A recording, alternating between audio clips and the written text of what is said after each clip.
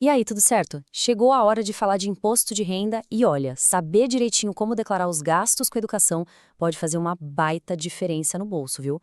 Significa, na prática, um imposto menor para pagar ou até uma restituição mais gorda. Vamos entender juntos como é que isso funciona?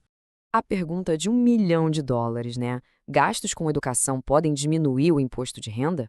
A resposta é um sonoro sim. Só que, como tudo o que envolve a Receita Federal, tem um monte de regrinhas específicas. E é exatamente para descomplicar essas regras que a gente preparou este guia. Antes de sair declarando tudo, vamos só alinhar um conceito-chave. O que é uma despesa dedutível?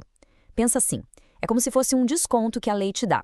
Você pega o valor dessa despesa, abate da sua renda total e o imposto vai ser calculado em cima de um valor menor. Simples, né?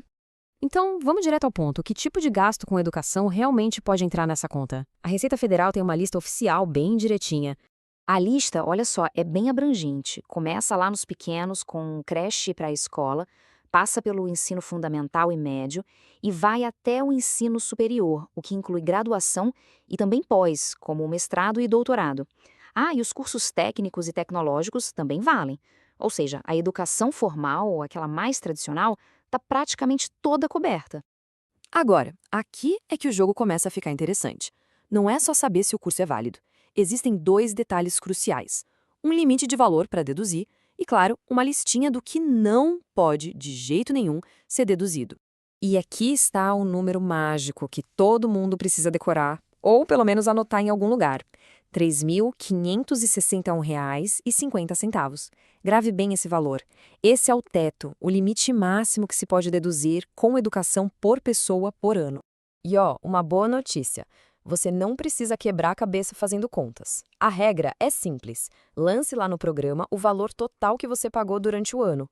O sistema da Receita, que é bem esperto, já faz o corte automático no limite de R$ 3.561,50.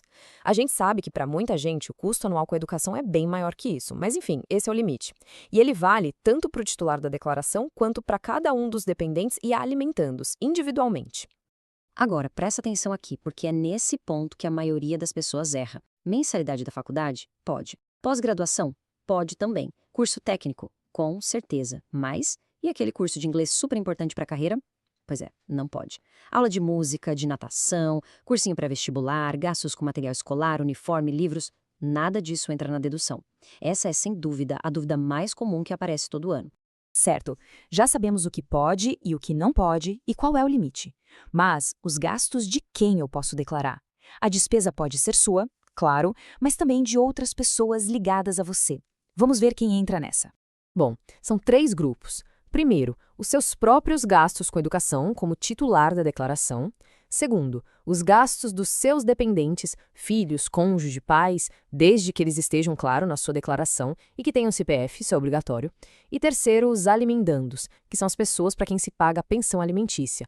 Mas aqui tem um pulo do gato. A despesa com educação só vale se estiver especificada na decisão do juiz ou na escritura pública, ok? Perfeito. Com a teoria toda na ponta da língua, vamos para a parte prática. Como é que a gente coloca tudo isso no programa do imposto de renda sem cometer nenhum erro? É bem mais simples do que parece, pode acreditar. São basicamente 4 passinhos. Olha só, dentro do programa você vai procurar a ficha chamada Pagamentos Efetuados. Lá dentro, você vai usar o código 01, que é Instrução no Brasil. Depois, é só preencher o CNPJ da escola ou da faculdade e o valor total que foi pago. E por último, um passo super importante, identificar de quem é essa despesa. Se é sua, de um dependente ou de um alimentando. E pronto, tá feito!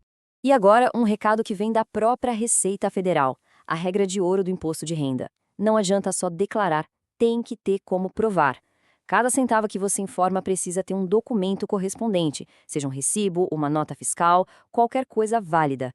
E isso nos leva à dica final, que talvez seja a mais valiosa de todas. Guarde tudo. Notas fiscais, boletos pagos, contrato da escola, qualquer comprovante desses gastos precisa ser guardado por no mínimo 5 anos. Pode parecer exagero, mas essa organização é a sua melhor amiga para ficar bem longe da malha fina.